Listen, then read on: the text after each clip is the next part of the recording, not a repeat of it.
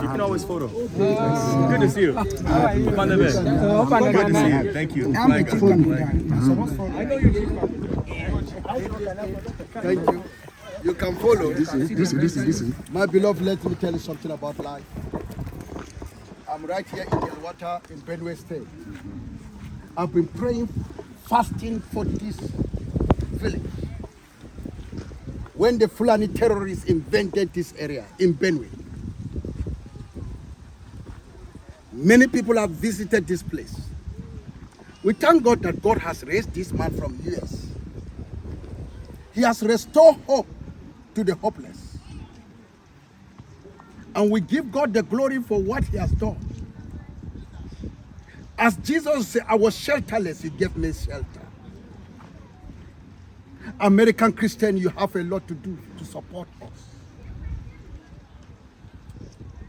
Your forefathers brought the gospel to us in Nigeria.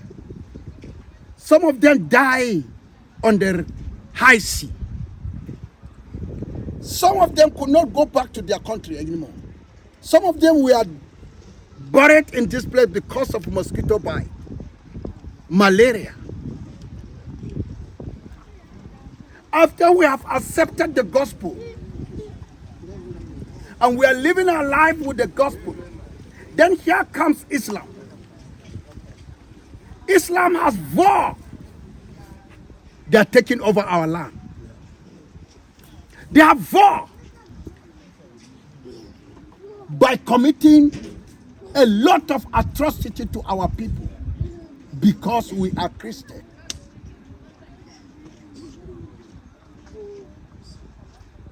As he was saying, this place totally, there was all the structure were pulled down. They burned the places in this place. I thank God our brethren saw it live. My beloved, come and see the structure. People are back into the village. The good job that is taking place. You see this leg? This is another structure. Many are in IDP, but they are coming back home gradually. When the Fulani terrorists came,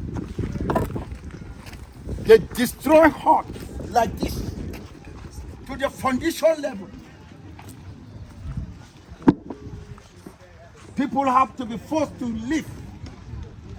For somebody to come back. Just imagine people that refuse to go back. People that refuse to go back to stay in the IPPs. They have to squeeze with this little structure and sleep inside. That is the agony of Christians in Nigeria. Because they don't want to leave their ancestral home, they have to squeeze themselves to stay in this place. That's where hope is being restored. Let us go to another.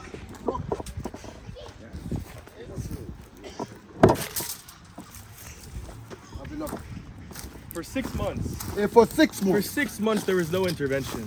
6 months. You know, I was monitoring this from the very beginning, and I thought that the big organizations, the government, all these people will come to help. I was counting on the big ones to come and help. And for 5 or 6 months, I saw nothing.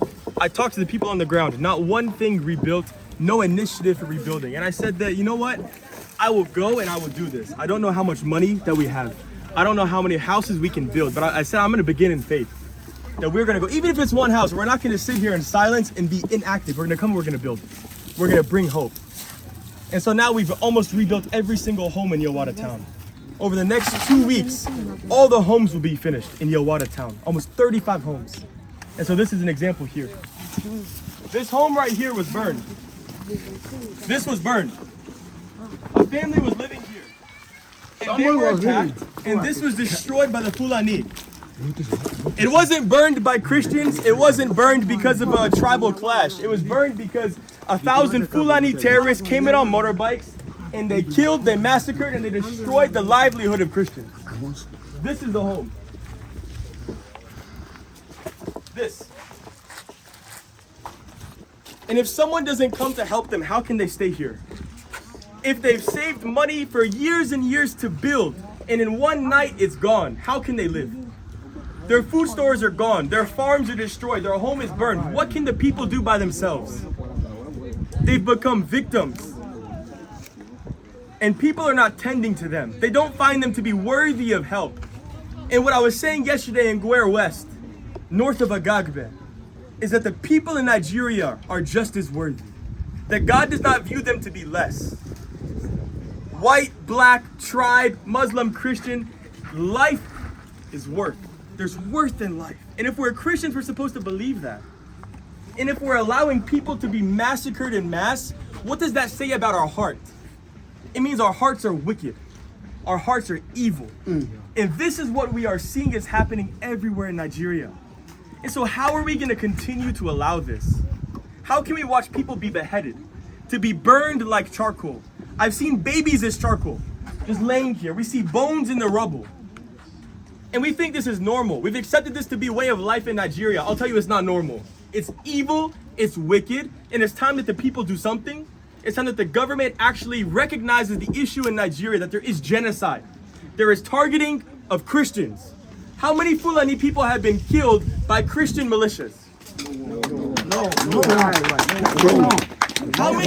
How many Fulani settlements have been burned by Christians just for the sake of killing and burning? No.